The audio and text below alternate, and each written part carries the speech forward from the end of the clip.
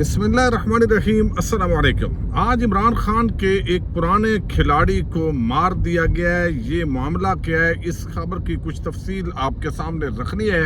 Islamabad high court के अंदर कल एक जजेस की कमेटी का आम इजलास हुआ था।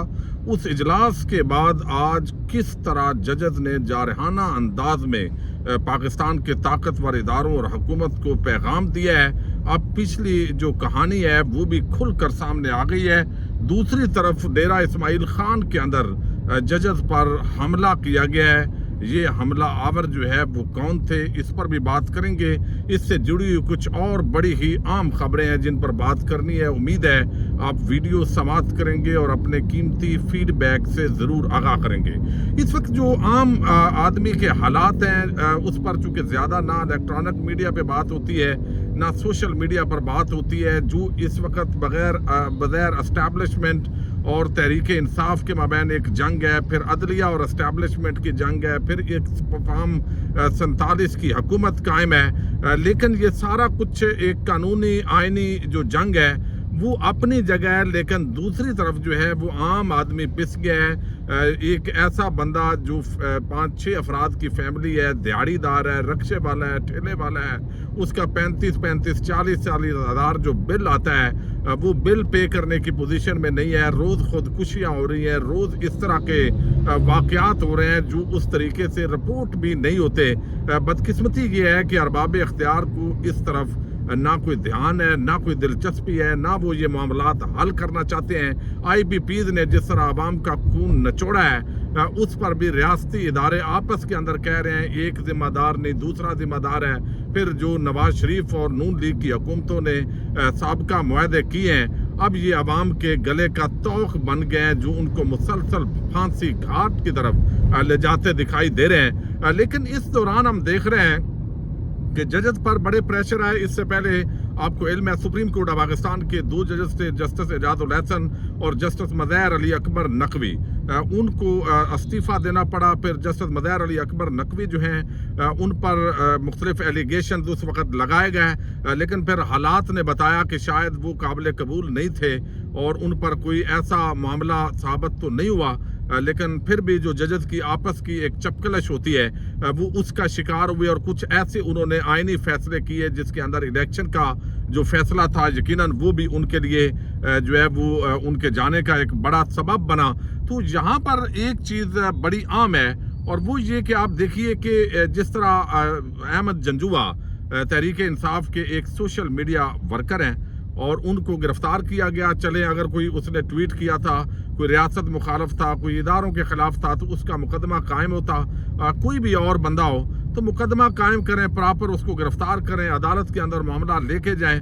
ये एक कानूनी प्रोसेस है। लेकिन बड़ी बदकिस्मती की बात यह है कि सब कुछ नज़र आ रहा है कि कैसे बोगस मुकदमात बनाए जाते हैं, फिर दहशतगर्दी के साथ बगैर नत्थी किया जाता है। ये अब ज़ाहिर है मामला तो सब जुडाइस है, हम इस पर ज़्यादा बात उस तनाज़र में नहीं करेंगे। लेकिन आज उनकी जो ये मीडिया कोऑर्डिनेटर हैं PTI के वकास जंजुआ, उनकी ज़मानत खारिज करने का जो हुक्मनामा जारी हुआ है उसके अंदर बताया गया है कि चूँकि इन पर दहशतगर्दी का इल्ज़ाम है, क्लाशनकोव बारूदी मवाद बरामद हुआ है जो घनौना इल्ज़ाम है, और वकास जंजुआ ने कलादार तंजीम के साथ रवाबत का इंकशाफ किया है। ये बात जो है वो बड़ी आम है।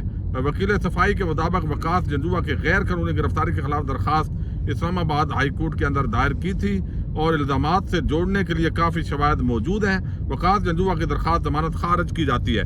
अब ये जमानतें भी खारिज हो जाती है जब आप इतना बड़ा एलिगेशन लगाएंगे तो बंदे को बेगुनाह होने के अंदर भी साबित करने के लिए भी जो है वो बहुत सारा टाइम लगता है। लेकिन दूसरी तरफ जो दहशतगर्दी है उसके अंदर बड़ा इजाफा हो रहा है। आज आप देखिए डेरा इस्माइल खान के अंदर जजेस का स्क्वाड जा रहा था और वहां पर प्रॉपर तरीके से जजेस पर हमला किया गया है। ये कातलाना हमला था जिसके अंदर जो है वो सिक्योरिटी के जो अफराद हैं प्रोटोकॉल के, जिसमें पेट्रोल पंप के करीब ये जजेस के स्क्वाड पर फायरिंग से 2 पुलिस एहलकार शहीद हुए हैं और 3 जजेस वो महफूज रहे हैं और नामालूम अफराद डबल केबन गाड़ी जो है वो साथ ले गए हैं। ये आप देखिए कि यहाँ इस तरह के हालात इस वक्त हैं। दहशतगर्दी से हमारे रियासती इदारे निपटेंगे या साथ ही जो ये चपकलश है इसको भी लेकर जो है वो चलना है।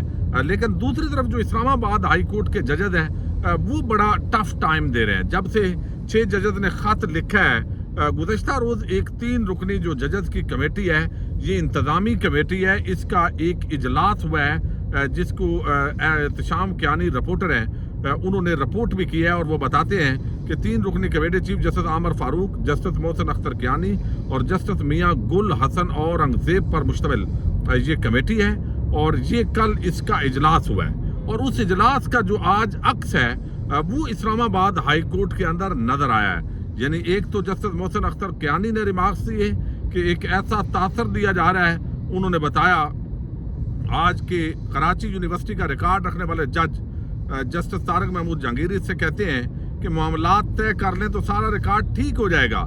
یہ آج ان کے ریمارکس انتہائی اہمیت کے حامل ہیں, پچھلی ویڈیو میں بھی ذکر کیا. اور اگلی خبر یہ ہے کہ وہ کہتے ہیں کہ ہم ججز جو آج میاں گل حسن اورنگزیب جو ہیں انہوں نے بھی آج اسی کا ذکر کیا ہے. اس کا مطلب ہے کہ وہ یہ بتا رہے ہیں کہ بھائی اگر آپ عدالتی معاملات کے اندر کوئی مداخلت کرنا چاہتا ہے تو ہم بالکل کھڑے ہیں, اور آئین اور قانون کے مطابق جو ہمارا رائٹ ہے, جو ہماری ذمہ داریاں ہیں وہ ہم پوری کریں گے. ہم ججز جب سخت آرڈر لکھواتے ہیں تو ہمارے خلاف کارروائی شروع ہو جاتی ہے. میری ڈگری دیکھ لیں, اصلی ہے, اگر میرے اثاثوں کی تفصیلات لینا چاہتے ہیں تو لے سکتے ہیں.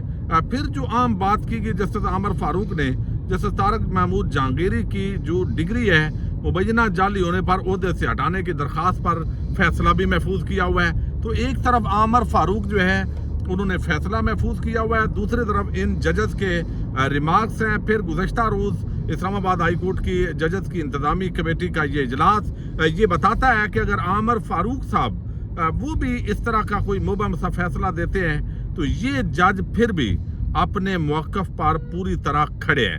تو یہ ایک عدلیہ اور طاقتور حلقوں کے مابین جو اس وقت چپکلش ہے وہ مسلسل اس کے اندر اضافہ ہوتا جا رہا ہے. لیکن دوسری طرف منصور علی شاہ صاحب جو ہیں انہوں نے ایک ارشد شریف شہید جو کیس ہے اس سے اپنی جان چھڑائی ہے, اور پھر جو ہے یہ اٹھایا سارا جو اس کا بوجھ ہے وہ انہیں جج نے اٹھایا ہے جو قاضی صاحب کے بڑے رائٹ ہینڈ مانے جاتے ہیں, ان کی طرف یہ معاملہ شفٹ ہوا ہے. لیکن جو آج ایک اور بڑی خبر آئی ہے اس کا تعلق جو ہے وہ عمران خان کے ایک پرانے ساتھی کے ساتھ ہے. یہ تحریک انصاف کے پرانے جو ہے وہ بانی اراکین کے اندر ان کا شمار ہوتا ہے, اور انہوں نے جو ہے وہ بتایا گیا ہے کہ ان کو جس طریقے سے آج لاہور کے اندر مرڈر کیا گیا ہے. ڈاکٹر شاہد صدیق ان کا نام ہے, نماز جمعہ کی ادائیگی کے لیے جاتے ہوئے ان کو جو ہے وہ نشانہ بنایا گیا. اب بتایا جا رہا ہے کہ یہ ان کے ساتھ شاید کوئی ذاتی چپکلش تھی کسی کی, اس تناظر کے اندر ہی ابھی پولیس اس کو چونکہ انویسٹیگیٹ کر رہی ہے. لیکن بہرحال یہ تحریک انصاف کے لیے ایک بڑا صدمہ ہے. جو پرانے ایک عمران خان کے یہ بڑے قریبی ساتھی تھے, ابتدائی جو تحریک انصاف کے بانیان ہیں ان میں ان کا شمار ہوتا ہے. تو اس طرح آپ دیکھیے پے در پے اس طرح کے واقعات رونما ہو رہے ہیں, عام شخصیات ٹارگٹ ہو رہی ہیں, عام آدمی پس گیا ہے. دوسری طرف جو ہے وہ پاکستان کے ہمارے ادارے اور فارم 47 کی جو حکومت ہے وہ اس وقت ججز اور تحریک انصاف سے نمٹنے کے لیے اپنے طور پر اپنا جو زور بازو ہے اس کو آزما رہے ہیں, اور مزید اپنے جو مسئلے ہیں وہ دکھائے جا رہے ہیں. تو اس پوری صورتحال کے اندر جو نقصان ہو رہا ہے وہ پاکستان کی ریاست کا نقصان ہو رہا ہے, عام لوگوں کا نقصان ہو رہا ہے. اس وقت جو کاروباری حضرات ہیں, آپ یقین مانیے جتنے لوگوں سے ملاقات ہوتی ہے, آپ سب سننے والوں کو اندازہ ہے کہ اس وقت ایسے لگ رہا ہے کہ ملک چل ہی نہیں رہا. یعنی یہ صرف کاغذوں کے اندر جو ہے اس وقت ملک جو ہے وہ چلایا جا رہا ہے. جس انداز کے اندر جو ہے وہ کاروباری حضرات جو بڑے بڑے زبردست جن کے کاروبار تھے ان کے کاروبار بھی اب جو ہے وہ تباہی کے دہانے پہ ہیں, اور کوئی ایکسپورٹ اس طریقے سے نہیں ہو رہی, امپورٹ جو ہے وہ لازمی طور پہ ہو رہی ہے. پاکستان قرضوں کی دلدل میں پھنسا ہوا ہے.